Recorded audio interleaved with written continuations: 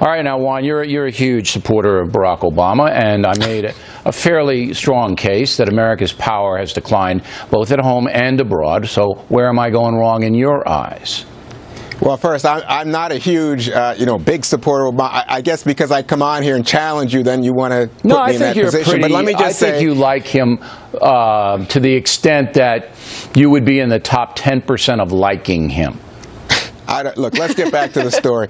I think, first of all, 40 years of Bill O'Reilly in journalism, my hat's off, congratulations on a spectacular career. But, I mean, you look back 40 years, that would take you back to '74, Watergate. I think that was a pretty sad time. We were still suffering from the aftermath of Vietnam and people reluctant to do anything militarily in a sense of America being weak after what happened in Vietnam. And then you come forward to things like Iran, Contra, and all the kind of squabbles over, of course, no weapons of mass destruction in Iraq.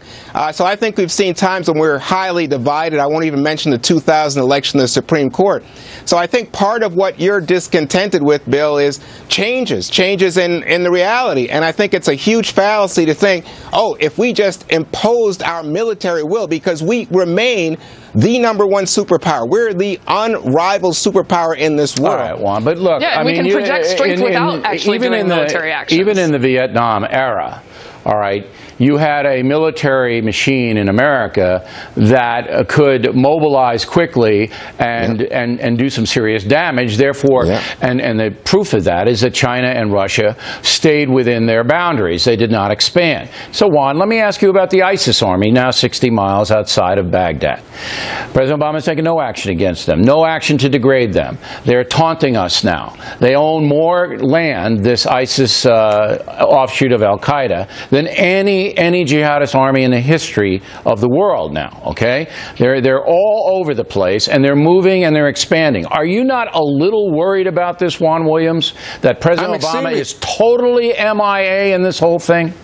I think you missed the press conference on Friday when he said it was an urgent situation and a threatening situation. I didn't miss anything. How long? He said that since May.